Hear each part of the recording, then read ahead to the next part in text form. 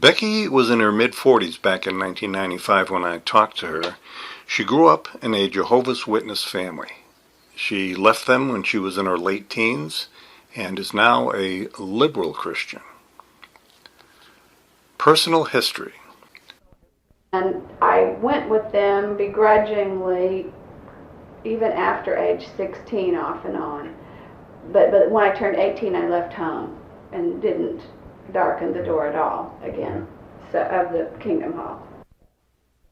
Well, you're totally separated from worldly people. I mean, their belief is just not to mix socially with other than Jehovah's Witnesses. So right away, if you're in the public school system, you're sort of at odds with that because you're with other children during the day, but those relationships basically cannot flourish at other times. So it's fairly inhibiting for children. I would think so. If you because you're not allowed to participate in any extracurricular activities. You couldn't be a cheerleader or be in the band or any. So that wasn't optional at all? It was just it was forbidden or just not recommended? No one in our Kingdom Hall did it. Did you have any particular problem of having somebody that you considered to be a good friend and then you were torn between spending time with that person? Oh, all the time. I mean, you just learn to manage two lives at a fairly early age, or you just totally succumb to being a witness and just never establish any relationships outside. That's pretty much the two types of children that I grew up around. What made you leave the Jehovah's Witnesses? And so what was the deciding thing? If you had to pick one factor that made you decide to leave it, what would that be? Let me give you a couple of other examples first. There's a fellow named David Reed who just wrote a book called Blood on the Altar. And in his case, the key thing that turned his mind was that at a rally or something, there were some mainline Christians picketing, and they were saying, read your Bible, not the Watchtower. And then when he saw that sign, he realized he spends a lot more time reading Watchtower material than the actual Bible. Mm-hmm. So that was the thing that changed it for him. The deciding point for me came at, I don't know how familiar you are with their beliefs, but they believe that there will only be 144,000 people in heaven. Mm-hmm. And everyone else who is a Jehovah's Witness and lives through the great Armageddon and is resurrected will live on what will become a paradise earth. And these people are called anointed, the 144,000. And I was 12, and there was a woman in our congregation. We had two women, actually, that were of the anointed. And they were older women. They seemed ancient now, but they were probably in their 50s at the time. And they are the only ones at this memorial service that are allowed to partake of the bread and wine. Mm-hmm. And so as a kid, that's like one exciting moment in life is to watch that happen. So I always wanted to sit close to them so I could watch. Because you view them as pretty special people. Yeah. You're taught to, because they're going to go to heaven and sit at the right hand of God, and you're going to be frolicking around on a paradise earth. So there's obviously something more special about them.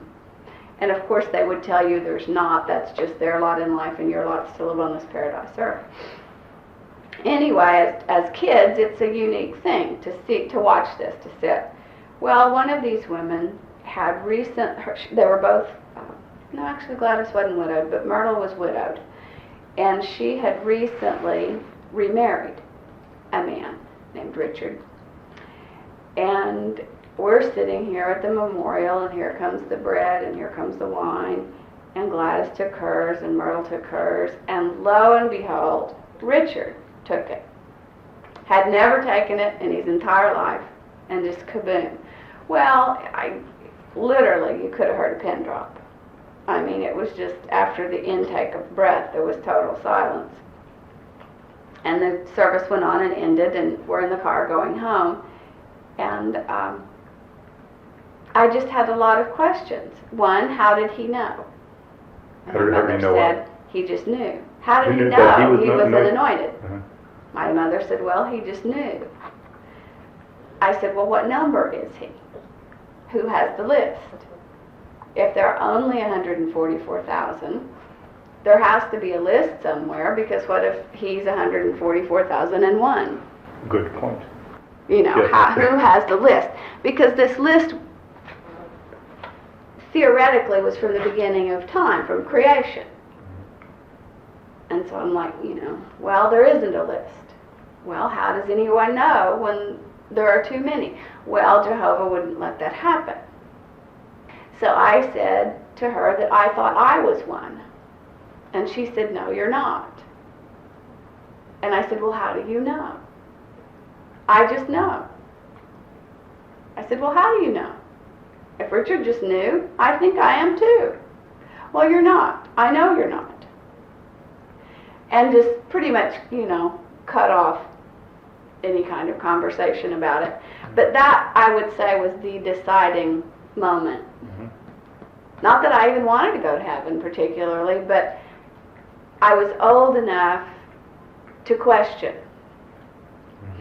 The severe restrictions of Jehovah's Witness life. And then it just became a series of things. I mean, prior to that, you're unhappy with the just simple parts of things. I mean, that you can't have a Valentine box, and you can't have go to a Christmas party, and you can't, all of the childlike things that are denied you. I was always unhappy about that. Some people weren't bothered by it, but I was. But up until that time, I hadn't really questioned the theology or the dogma that much. Yeah. And those questions still are unanswerable. Right. Yeah. There is no list. And as far as I know, maybe there are still people deciding that they're of the anointed. I don't, aside from my parents and my aunts, I'm not really around Jehovah's Witnesses anymore. And it's a subject Mother and I choose not to talk about in order to have an amicable relationship. We don't talk about religion because she lives every day of her life thinking that her only child is going to be destroyed at Armageddon, which is a real burden for her to bear. So not talking about it is easiest for me to have a relationship with her. And we came to that through a lot of hard ground, but that's where we are. Oh, okay. So you weren't in it when 75 came around and they were predicting. And they declared that the world was going to end. I was at the assembly in Atlanta, Georgia, when they made that statement. 75 was the year it was to all be over. Yeah. But they told us this years in advance. It just, by that time I was completely disenchanted, and really a non-believer as such, but my parents were going to this assembly for a week, and I was an age that I couldn't be left home alone, so we went, and I went with them. But I remember there was skepticism among some of the people about this prediction. I mean, there really was. Two of my aunts were very skeptical for the same reason I was. I mean, the Bible says no one's going to know. Why suddenly do we know? And what they will tell you, how they justify this, is that they did not actually predict. What they said is that following their interpretation of Scripture, of time, how time accumulates, 1975 would be the year when this numbers of thousands of years had elapsed that Armageddon could come. And they backpedal now as best they can. Yeah, I understand that their enrollment or memberships definitely dropped after 75. Took a dip for a couple of years. It really did. And now they're growing like by leaps and bounds. I mean, it's incredible. They can't Yeah. build kingdom halls fast enough. Yeah, yeah. Typically, it's low-end socioeconomic and certainly typically not educated people. But they do a lot of things right. By and large, they are good people Mm-hmm. and honest people. Are they happy people? Or is that more of an image that they're trying to project? You know, I just don't know. Yeah. Some of them seem to be. I don't know.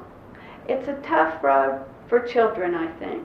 I mean, if you choose to do that as an adult and forego being a part of the world, and you're an adult, and that's one thing. But it's awfully hard, I think, for young people.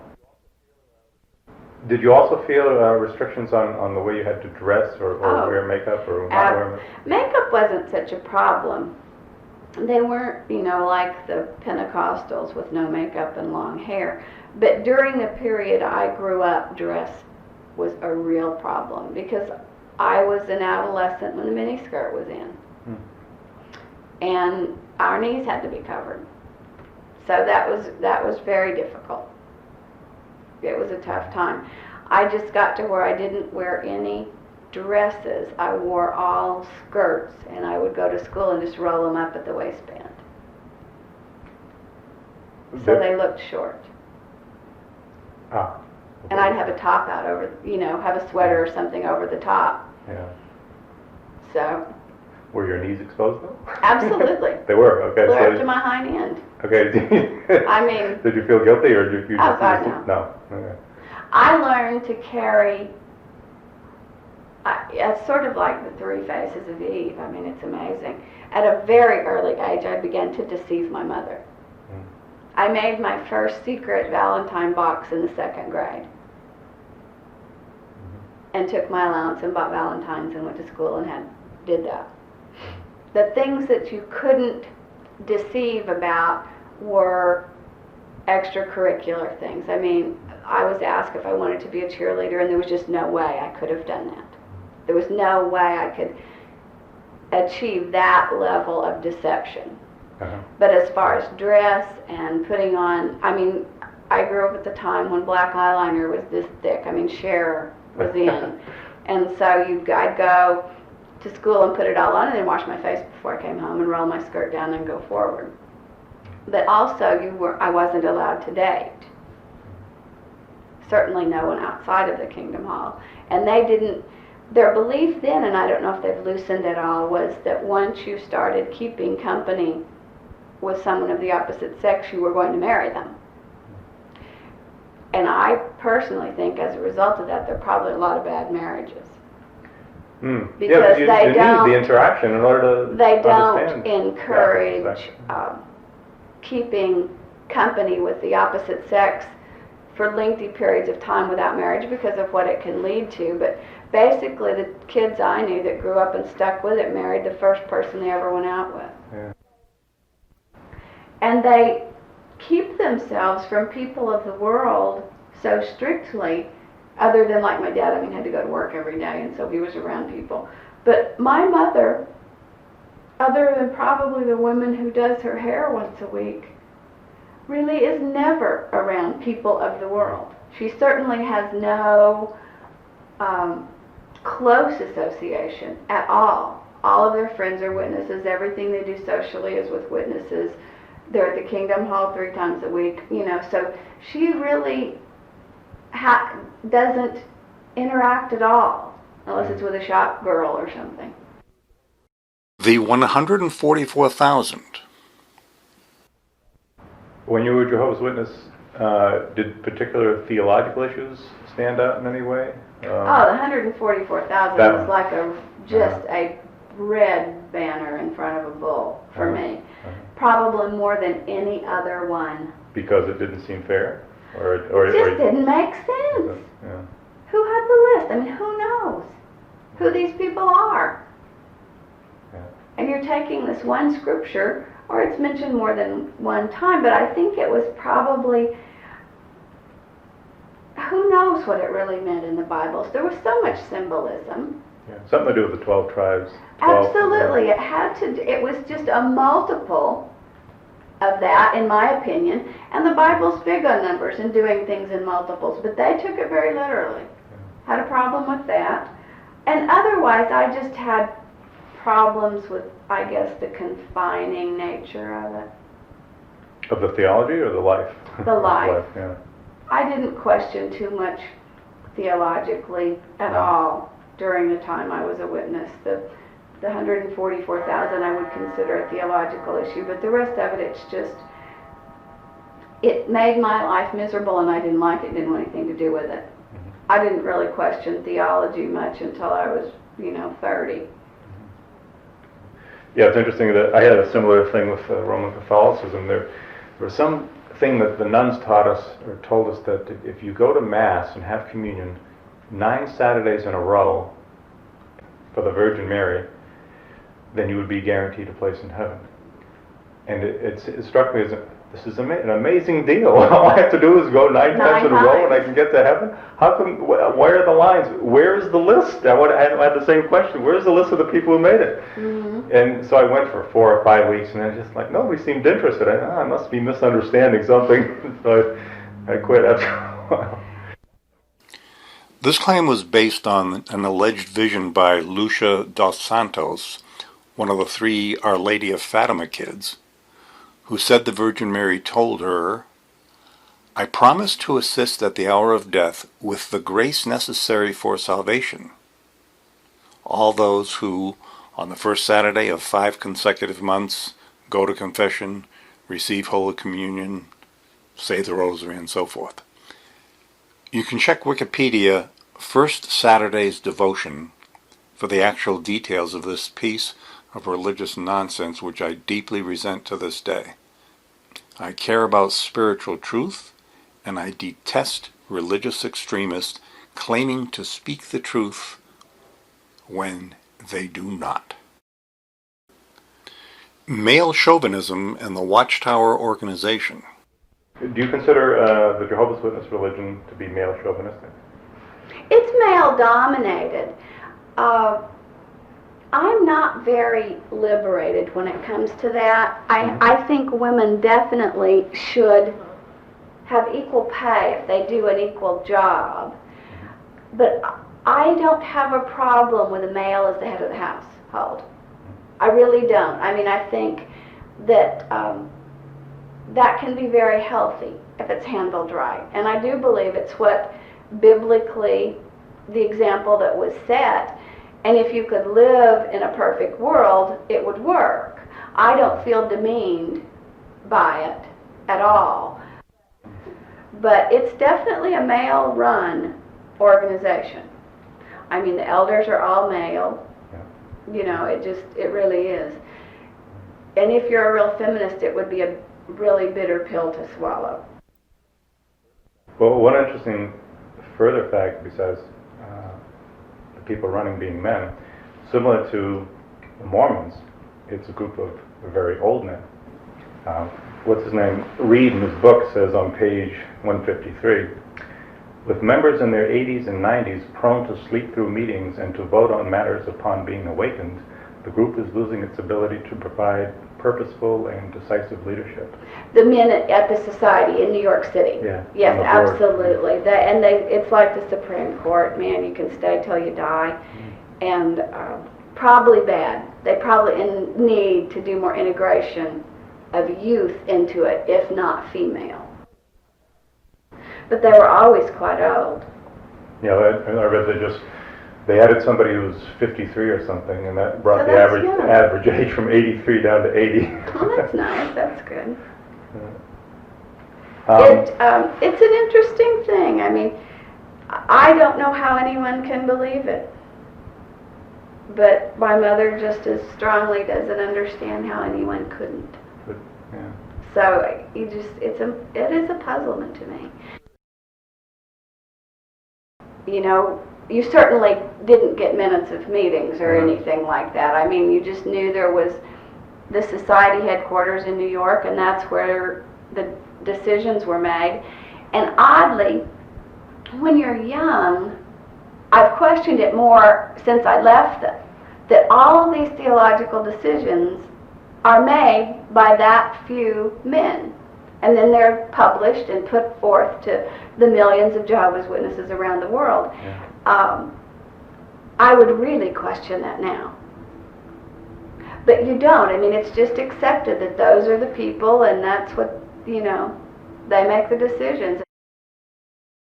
Reed, in his book, had recruited a couple of young men who had long hair, and that became an issue.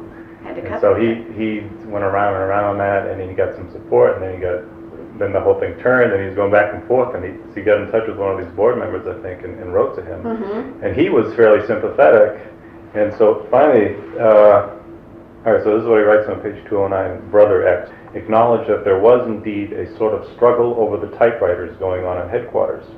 They're throwing the best people out of the organization, he lamented. When I asked why, he responded by characterizing the governing body as a bunch of old men off on a kick. This led me to ask Brother X why he remained with the organization. I've been in full-time service most of my life, he replied, and I can't go back to digging ditches at my age. They don't usually pick someone out of a local congregation to go to the top. Yeah. You've usually... So there is something of a hierarchy. Absolutely. In my opinion. Yeah, I think so too, because any organization has to have it. I mean, and they can criticize the Catholic religion for being all these hierarchies. And says we have no paid ministers, I don't know, but you have your elders, you have a congregation overseer, a circuit overseer, you have these district different overseer, committees. Yeah, right. You got a vice president, a president. The Committee on Infractions. Did you occasionally have, I don't know if they call them trials, or somebody's doing something wrong in the congregation? Absolutely. You know, so you But they remember? don't do it in front of everyone. Uh-huh. I mean, when I was there, it was the committee that made those decisions on infractions. And most of the ones that happened while I was involved involved young people and promiscuous behavior. But depending on the person's level of remorse and the level of dastardly deed, they could be put on probation, which meant you could still be spoken to. You know, you just had to really toe the line, be sure you were at all the meetings, do everything right. If you were disfellowshipped, they did not prohibit you from coming to the Kingdom Hall, but when you came, not a soul could speak to you, including your own family. Unless you were a child living at home, your parents could still converse with you, but your aunts and uncles and what could not. Everyone I knew that was ever disfellowshipped, it was a sexual issue. Oh. It was either, teenagers, young adults having sex outside of marriage, or infidelity. And supposedly you're not supposed to know what the infraction is. But please, I mean, when you've got two 19-year-olds in your Kingdom Hall, a boy and a girl, and they've been dating, and suddenly they either are both put on probation, or they're both disfellowshipped, or one of each, it probably wasn't because they were caught smoking. Blood transfusions and policy reversals. Organ transplants, I get the feeling, talking to my mother, that that's kind of a personal decision now, that it's not strictly forbidden. And I was surprised at that, because blood transfusion is certainly still strictly forbidden. And I guess maybe they figure the organ doesn't have blood when you get it or something. I haven't figured out how that can, it started out, the thing that became acceptable first, at least, were the eyes. Mm-hmm. You know, when you have... cornea or whatever? Yes, corneal transplant.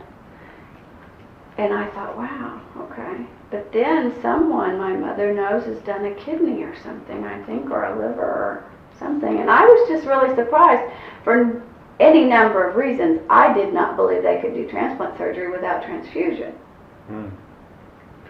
I mean, that's a hell of a surgery to not give blood. For inside organs, sure. Yeah. Yeah, right. But evidently there are some surgeons who are willing to try.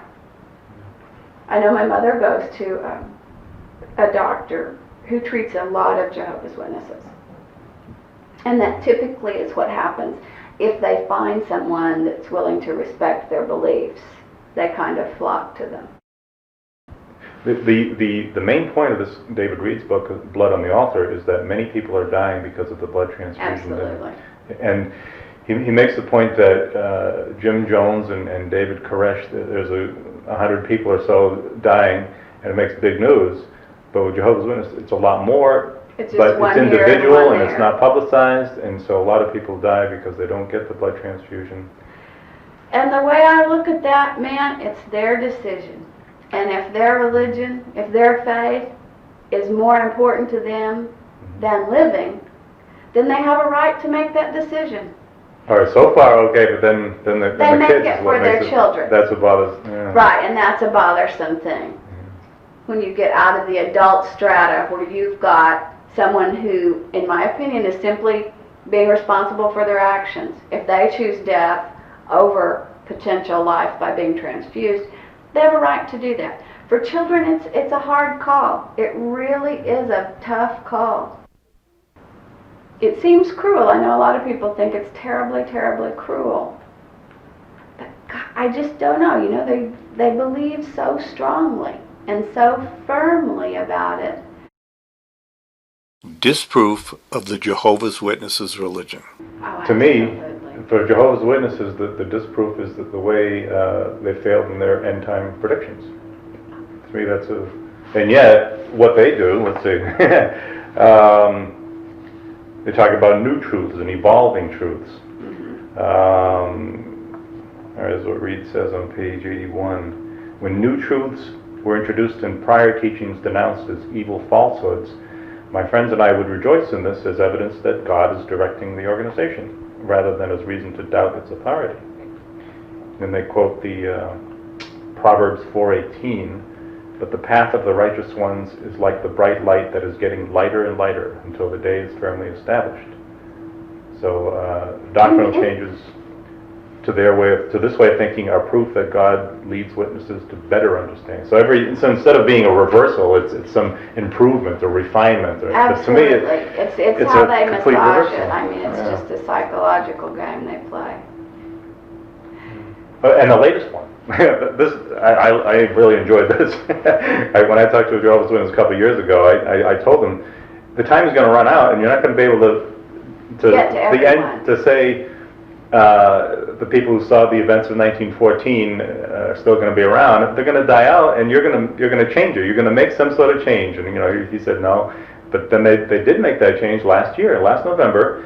They no longer say end times will be when the generation of 1914 dies out. They eliminate that from the masthead. I got it in here actually. It was eliminated from 1 month to the next, and so now they say it's just the end times will come when people see these signs or the generation referred to. This generation that Jesus referred to is the generation that sees these signs whenever that signs is. of the times. Not the Earthquakes, 1914 floods, hurricanes. Yeah. I mean, Anyway, they it's all backed listed. off of it. But you just don't question. I mean, they're just really taught not to question. The- Interesting, though, about the 1914 people. That's a real watershed, isn't it? Yeah, I think so. Because, quite frankly, they're all dying. I have an aunt that was born in 1913 and is still alive. But my gosh, they're all getting in their 80s. I mean, it's not... And unless the world's going to end the next 5 years, they certainly, 10 years, they'll surely be dead. Yeah. Interesting. They've backpedaled on that. But you're right. They never look at any of it as backpedaling. Yeah, they look They at it market as honest it. enough to admit a mistake. They market it as going forward. The masthead of their Awake magazine would always include this statement: the Creator's promise of a peaceful and secure new world before the generation that saw the events of 1914 passes away. Then they move that statement to the 4th page in. Then they change the statement to the Creator's promise of a peaceful and secure new world, that is about to replace the present wicked, lawless system of things. The specific reference to the 1914 generation was dropped. So they were flat wrong about the 1914 generation, yet they still claim to be a divinely guided organization. Anti-Catholic sentiment. Did you ever feel any particular animosity towards the Catholic Church because I know there was a period in Jehovah's Witness history where they were very anti-Catholic. Oh, Lord, were they ever? Yeah. Absolutely. They thought the Catholics were just the scourge, I guess. And I never understood why. Oh, I think I know why. I was so young that it didn't, register with me, but you certainly, the Catholics have their own Bible. Well, so do the witnesses. The Catholics use the Douay version and the witnesses use the New World Translation. What's the difference? Well, ours is the truth. But yes, there was a lot of... I think Rutherford, he as an orator or speaker, used that to make himself more popular, to make the whole thing more exciting. When you have an enemy that you can revile, then I think that's why he during his time frame, and people picked up on that's it's not so much anymore, I don't think, at all. No, but when I was a kid, the Roman Catholic, if you had to pick like a bad religion to be, if you weren't a witness, that was probably the worst. The appeal of fundamentalist religions. There's not a lot of unmitigated joy, I think, involved in the religion, because there are an awful lot of don'ts. Don'ts? Don'ts. For the ultimate reward of everlasting life on a paradise earth. Mm-hmm. But that's the carrot. Everlasting life on a perfect earth. Yeah, Christianity, I'm comfortable with it, but I guess I'm very loose about it, quite frankly, because I don't believe it's the only way. Mm-hmm. Now, my husband's pretty comfortable believing it's the only way. I have difficulty believing that if there is a life hereafter, that the good Buddhists aren't going to get it too. Yeah, I agree. He looks at the person. Right, but he doesn't look at the trappings man has created. Well, what about Jesus, though? Didn't Jesus share that same attitude, though? Because he condemned people if they didn't believe in him. I know. They always say this John 3:16, he so loved the world, but you go down a couple more verses, and he who doesn't believe is condemned already. Absolutely. So I know. I feel he was not anywhere near as tolerant and good a guy as people... I think he was very intolerant, actually. Yeah, I think he was probably very rigid. Yeah. I really do.